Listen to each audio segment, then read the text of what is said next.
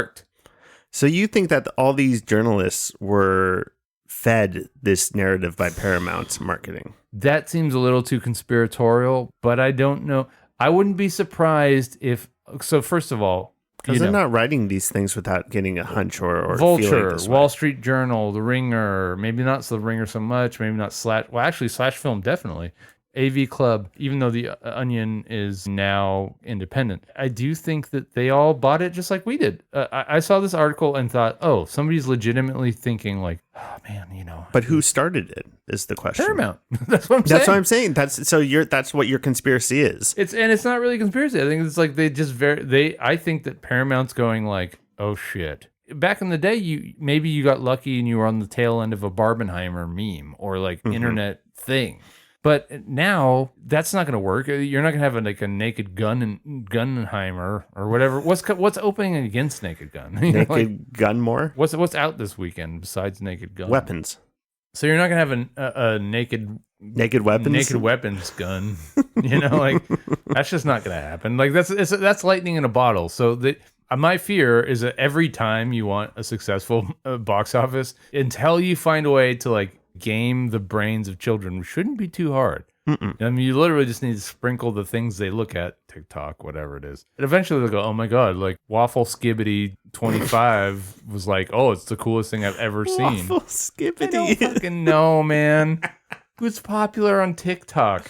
Is that okay. I was going to say, is that a real dude? Well, it might as well be. And like, you just get like Waffle Skibbity 25 to be like, nigga, oh God. I saw that guy on this weekend. Oh my God, Super Sigma. Oh my God, that's a Super Sigma. Skibbity toilet waffle. Yeah. But I'm just saying, like, oh my God, no grades, it's a fucking best. And it's like, okay, if that's all it takes, like, why? Somebody can figure this out. Put your AI to work, goddammit. You fucking built it. Put it to work on the minds of the little ones. You've successfully gotten their body image all fucked up. You can't get them to go to a fucking movie? Cretins. I mean, Chicken Jockey worked. Cretins. I'm just saying, like, you can weaponize advertising against the children and get them to come to the theater. But until you do. Weaponize them to do what they want. That's right. To do what you want. That's right. But until you figure that out, the studios are going to have to like resort to shit like this, where it's like, it's going to be a different thing for the next thing that comes out. It's going to be like, what's the next major release that's coming out this year? Of comedies or just anything. Okay, let's say Avatar, Oh, yeah. A way of firing, Fire and ash, firing and poop, is coming out this year. It's like it's going to be something like motion capture and CGI is in trouble. Like big business. Oh man, the big box office spectacle. It's like in trouble. We have to save it. And it's like, okay. I mean, yeah, that's one way to promote a thing. I just think that we're gonna see these weirder, more cloying, more desperate ways at marketing shit. There's a reason that all of these publications, some of them independent, are just like, is this the one that saves comedy? And part of it is just because, like you said, it's been a long time since we've had a spoof or a slapstick film of this caliber. Honestly, change the narrative and say, oh, this is a shining moment to bring comedy back. I think it's easier to build doom and gloom and say, if this doesn't work, it's never coming back. You can just say, like, this is cool. We're bringing back comedy. I think you're totally right. In fact, I would argue if like the smarter way, it's like positive reinforcement with a dog. Mm-hmm. Yeah, I mean, positive reinforcement. Make it cool. Make it fun. Yeah. We're all having fun. Okay, that's Bob Dylan. That was going to sound really... Whoa, having fun. Well, that was also going to sound really sad. I was going to be like, we're all having fun in the theater, kids. God. Having fun. Whoa. Hey, man. Whoa, man. Come on, kids. Come see Naked Gun. Hey, get in my van. Let's go see Naked Gun. Look at Liam Neeson's penis. Yeah, it's got a big old bazooka. Anyway, we have just gone off the rails. We've exposed I think we've exposed a bit of a marketing conspiracy. We heard it here. If this movie bombs, comedies will survive. I guess maybe that's the thing I should. Because you know what? Comedies are cheap to fucking make. They're cheap to make, but also, like, okay, how many fucking superhero movies have bombed? How many big things that that have been like in the rumor mill for years? Just shit bombs, and like they just pick themselves right back up and keep on going. But I also don't have any faith that the big studios will learn any lessons from anything. So who cares if this does well, and it probably will. Like, they're not gonna go, they're gonna go like, let's make 20 Naked Gun clones. They're gonna they'll greenlight a sequel at least. Right, but let's say they make 40 more. And by the way, they've got other films coming up. They've got like a scary movie reboot coming out next year. It's not like they didn't have that planned. Like, if this movie fails, they're still going to release the scary movie reboot, And anyway, we cracked it. We cracked a huge conspiracy. Also, we're admitting for the first time we were duped. Whoa, wacky.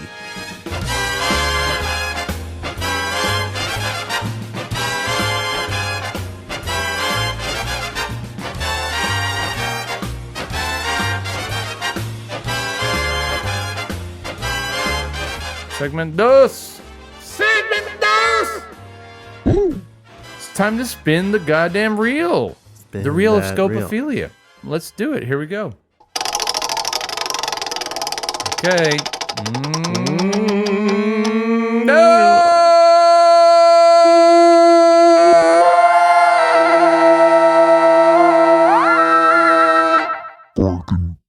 Bargain bin. Okay. I like this one. This is one of my favorites. I do too, but as just a brief reintroduction and then explanation for the change. Bargain bins don't exist anymore. There are no box stores. Everything that used to touch physically is gone, and everything that you love is dead. Turned to dust. So instead of that, now what the bargain bin is we look across the streaming platforms that are the major platforms, and we just are going to choose one at random and look at their top 10 movies and choose amongst those, and talk about that film in the next segment dose for the next episode. So we did Amazon Prime last time. Right. So let's choose different service. Let's see what we got. We got Paramount Plus, we got Hulu, we got Max. Mubi, Tubi. Ooh, this is enticing because I don't want to have it very long, so we should do it before I lose it. How about Peacock? You don't want to keep Peacock for the NBA? Oh, fuck. They're doing NBA, aren't they? Yeah. I don't know if it's worth it. Watch your Kings. It is cheap. Yeah, it's like $4, Yeah. $7.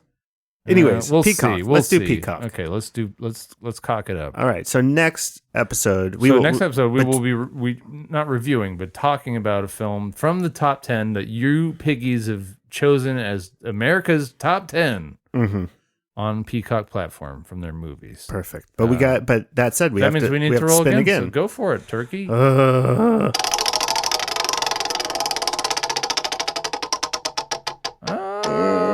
Okay, this is how will this age? Have we done this yet? I feel like we did one way early on. Okay, well, we're doing it again. We know what we produce. So we're gonna pull up our list of topics, and boy, oh boy, scroll.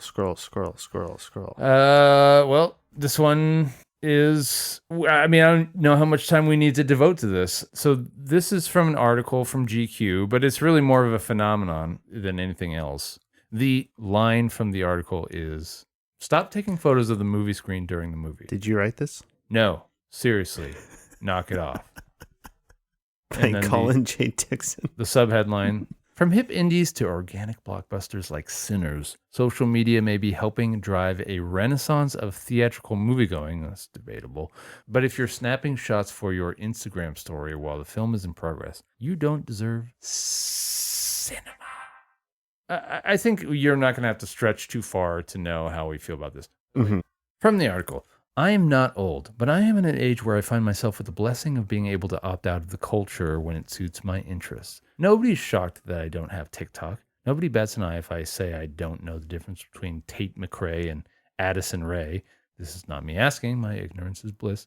I am young enough to know what a labubu is, and old enough to have not felt pressure to buy one." Do you know what a labubu is? Honey Boo Boo? Labubu. I don't know who the fuck Labubu is. Okay, well, it's the thing you buy, apparently. "And old enough to have not felt pressure to buy one, but also, again, young enough to have felt too stupid when I stumbled across one in the wild and shelled out redacted dollars on a whim. This is all simply to say I'm fine with saying it's not for me. I'm fine with not participating. The kids can have their fun as far as I'm concerned. Recently, however, I found an exception to the rule. As you're probably aware, movie theaters are back." I don't know what that sentiment is coming from. I don't know that they're back. I think they're back-ish. Okay, that's for another episode. "The act of going out to the movies, be it solo or with friends or on dates, has reassigned some of the cultural currency it's lost during the streaming era. It's no longer the move to just wait until it's on Netflix. Going to the movies, be it an AMC for a new release or a specialty theater for a rep screening, is cool. And as with any activity considered cool, participation in said activity must be documented. This is good news for movies, but it's given rise to an infuriating trend. Moviegoers, mostly those who fall in the millennials or younger category, taking out their phones in the middle of their screenings to snap pictures of the film in order to post them on their IG stories or their X.com accounts or whatever their platform of choice is. It's ostensibly a flex, proof that you were there. You saw F1 in IMAX or in 4DX, that you participated in the zeitgeist. Problem is, it runs counter to a decades-old rule. Don't use your fucking cell phone in the movie theater. Now, this is a fucking guy that I can get behind. And then I can really get behind, you know. I feel like Gary got behind him.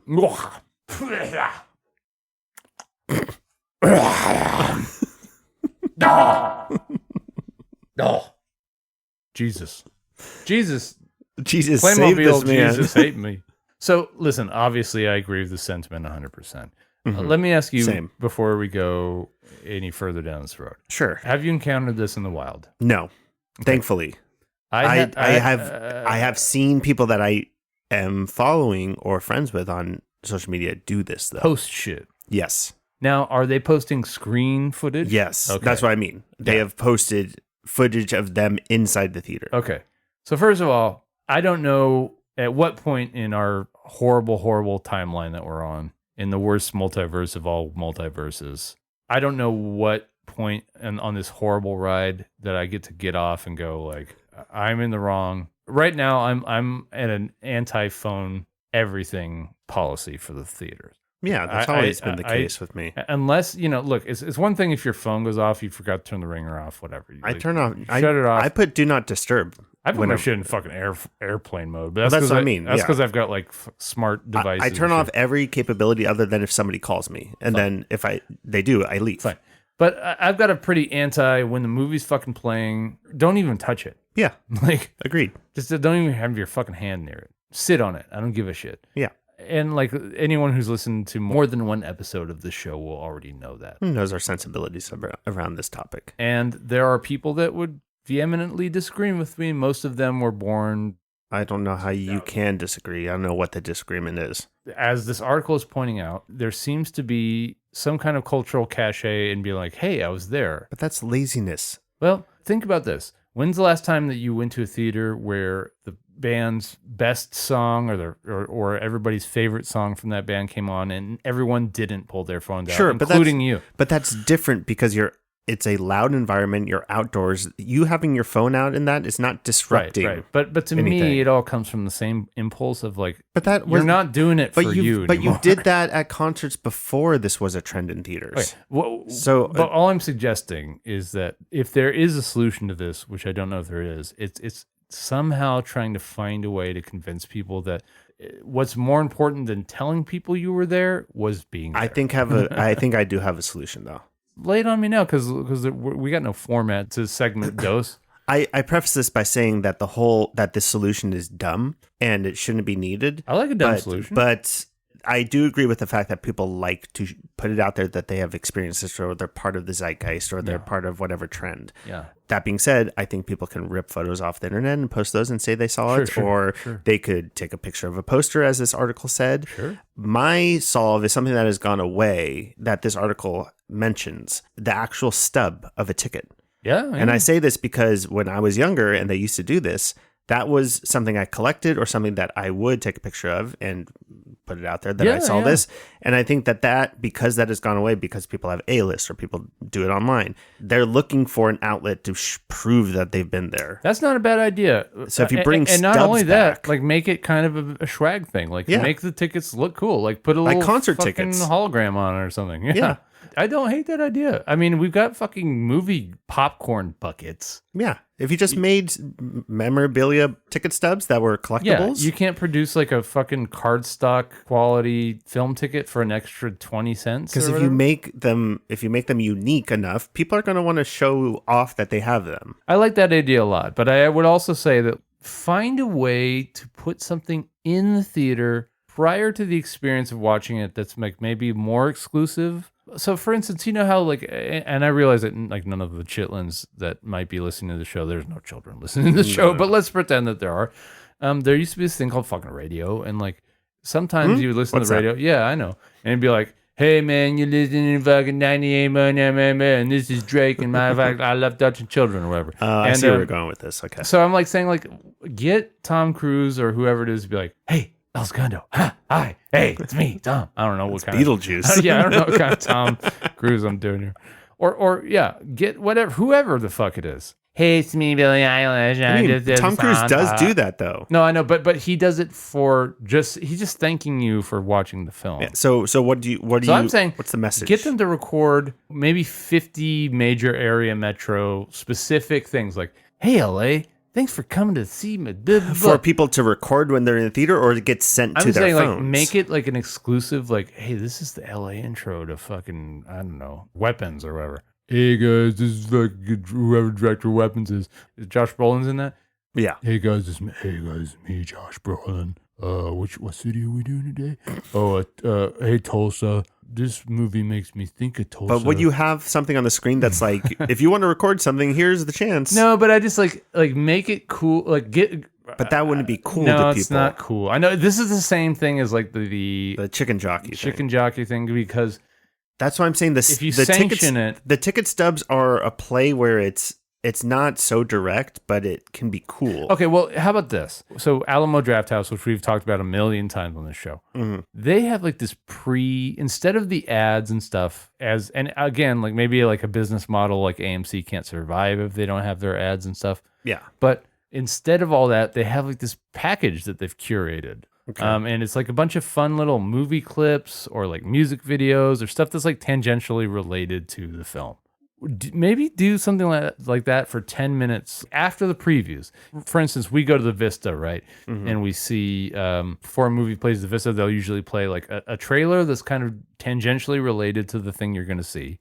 So like we saw Civil War at the Vista, and they played like a Battle for Algiers trailer, right? So, and then they'll play like a Looney Tunes cartoon, right? Like, so maybe produce like 10 minutes or 5 minutes even worth of content that's just kind of like fluff associated with the film.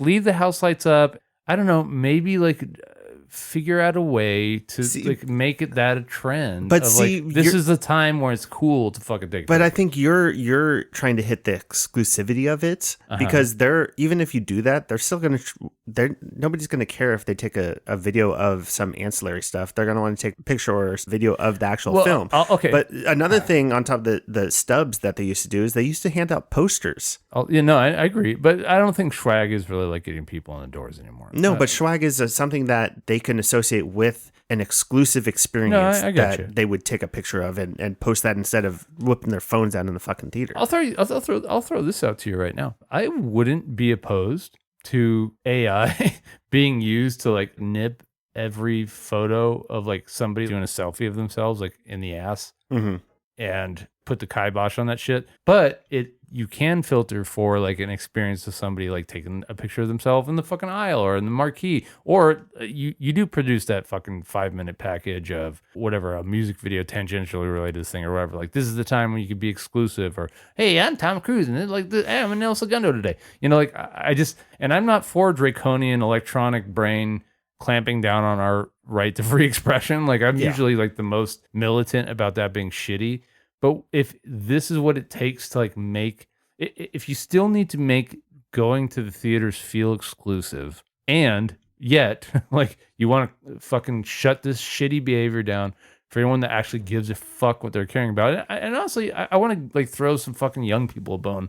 I know that there are people that were born before 2000 that actually care about watching a movie from front to back. Yeah. Like, it's not like that's not out there. So it's like for them too. It's not just for like all the fucking shitty millennials and boomers and Gen Xers. No, it's to keep this experience alive in the way that it's supposed to be for everyone. That'd be like one of the few applications I'd be okay with, like a social media network being like, yeah, fuck it. But I think it's just really hard to do it with the broader chains. It's easier to do with the Vista or the Roadhouse or the Alamo House, because not only do they have the people to watch it, but I think there's a higher respect level that the audience feels going there. Don't you think though?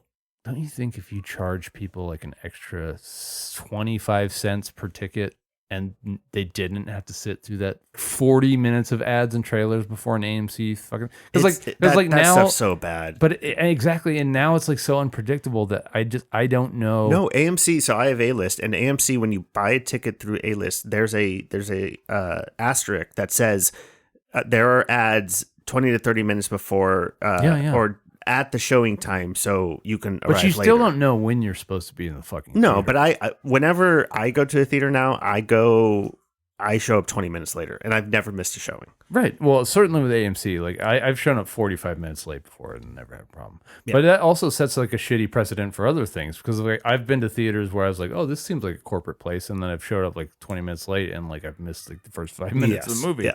That happened to me with the Superman. I guess I'm just saying, like, not unlike the chicken jockey thing, I just don't know. There's got to be a way to make it cool to be at the theater and not clamp down on being able to share that with people. I think this article does help in a way, because I do think there's going to be a wave of people that start to clamp down on it socially, social pressure in a way. And I think that it's going to become uncool to do that. Maybe what we need are like a few like really... There's like some bad examples on social media that pop up that people start to get cold feet about doing. Or that. like we need like a big chain, like an AMC who's got tons of money, even though everyone's like, oh my God, they're hemorrhaging money. The AMC's got money. Mm-hmm. Like maybe they need to pay Skibbity Waffle $25 to do a thing where he's like stages like a viral thing, where he's like standing in the wings in the theater and like clamps down on people with their phone, like literally just like slaps the phone in their hand, like, you got no Riz, and like smacks it out of their fucking hand. Is Riz still a thing? This is how fucking far. This is how fast it moves. Yeah. You're a loser, no glaze. I don't know. But no, that's not Sigma. Slaps out of their hand, records that. Yeah, but then he's uncool. No, he won't be uncool because he's still going to be Skibby Waffle 25. Does this mean there was 24 more Skibbity Waffles online? No, it just means that he was 25 when he created the account, and he wasn't forward thinking enough to consider that he'll be tied to this moniker for the rest of his career. Got it. Anyway, I don't know. We're not going to spin our wheels on this. This is too similar to Chicken Jockey. It all comes down to like finding a way to make being at the theater cool without making it absolutely unbearable for people to actually... I just can never imagine whipping out my phone and taking a video. Because you care about movies. Maybe it's also just rude behavior. Maybe that's what it is. Like maybe like there needs to be a movement centered around actually explaining that like paying attention to shit what is they had cool. They had the Nicole Kidman things. No, that's not the same. In fact, she's got to go away. That thing's got to go away. She's part of the problem because she's like getting up and down. She's moving around the theater. She's like watching three different movies. People hoop and holler. I hate how people applaud that shit still. What are they applauding? It's just this ironic energy that's like commercial. No, I think they know it's dumb, so they're like sarcastically applauding it. And I get that all commercials are dumb. It's been like 2 years of it. It's like we get it. It's you guys don't actually like it. You're just joke clapping. It's fine. Do those people like come in their pants when they see a Sweet James billboard on the side of the road? They're doing it to try and be funny, and it's just like, okay, yeah, we all cheer. Fine, be funny, but jump out of your car. Do a duck and roll out of your car when you see a Sweet James billboard. Just you don't need to try and be funny. Just sit there. Yeah, presumably you came to be entertained. Maybe not. This is just such a this makes it sound so horrible. But like I don't know what to bring ticket stubs back. I think that will help. Yeah, I'm with you in terms of like bring some kind of exclusivity to the theater. It brings some nostalgia and novelty to it too. And it doesn't have to be ticket stubs, but bring some kind of an exclusive thing. That's the cool thing that you post. Taylor Swift had fucking friendship bracelets. You know, like I have an Interstellar IMAX poster of when I saw it that I literally framed, and it's in my apartment now. Yeah, like those are things that like I don't know how, but that's not going to keep people from being shitty because like like there's a respect and there's a nostalgia and there's like a I don't know. I don't want to be around anymore. I don't know either. I've been fingering Playmobil. Yeah, Jesus you've been playing with Jesus a lot. The answers aren't coming to me. I think there's just a way to give a sense of exclusivity without preventing them from. I agree with you. I think there's a way to trick their amygdala into being like, because that's all it is. They just want to feel like they're doing something that they can show off about. Right. Almost like in a way where you could just like create a unique timestamp for every time you go to the film. Mm-hmm. Even, hey, use AI for that. Be like, we asked Grok to come up with a unique music video for this day and time. It will only be seen once in this theater. And here it is. Another thing is that. And make it stupid. Make it stupid so that the irony, so that they can still be like,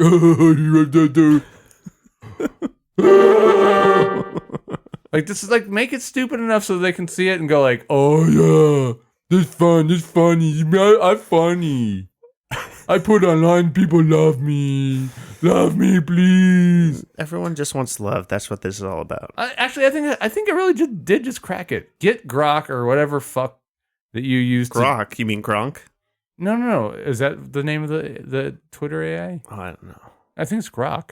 The Nazi AI. Anyway, get the Nazi AI or chat gibbers or any of the fucking AIs. Get them to tie it directly into the theater itself. Assuming it's like a non-theater that doesn't literally slap people for having their phones out, which I'm a proponent of. Mm-hmm. But if they're not, if it's like an AMC, here's what you do. You get Nazi Grok and you go like, okay, we're going to tie it directly into each screening. We've got the internet now. We stream. They literally do stream the films now. Mm-hmm. And for each showing, like it's like, okay, hey audience, here's your unique Nazi AI created music video or short film or whatever it is directly related to this time at this day at this temperature in this part of the world for this movie right now that only you will see. Yeah, but then they're going to be like, this is lame. I'm not going to take a video of that. Do it in like a one shot that's super exclusive so that it becomes less and less cool. But the thing is, like, AMC's never going to do that because it's the fucking jungle gym of theaters. And they don't want to deter people, so they can have it all ways. Is what I'm saying. They don't want to though. Well, then they're just leaving money on the table, and fuck them. They deserve to go down. All right. Well, there's nothing else to say about this. I mean, we could just like workshop this forever, but we're just gonna sound older and older and older and older.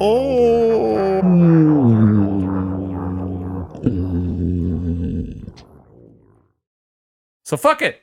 That's going to do it for Cast Against Type. CastAgainstType@gmail.com. Cast Against Type on all the places that you catch your pods. That includes Spotify, Amazon, iHeart, YouTube, Podcatcher, iHeartRadio. And if you just want to grab our RSS feed, you can get it at soundcloud.com/catpod.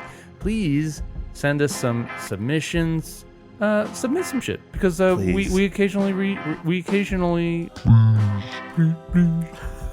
we occasionally land on that submission when we spin the reel, and if we don't have any submissions, then we're gonna have to pull some shit out of our ass, and you don't want that because nobody wants that. But also tell your friend, tell everybody you know. I don't know what this voice is. I don't know what it is. Spread the word if you like it. Smash likes and things and bells. In the meantime, go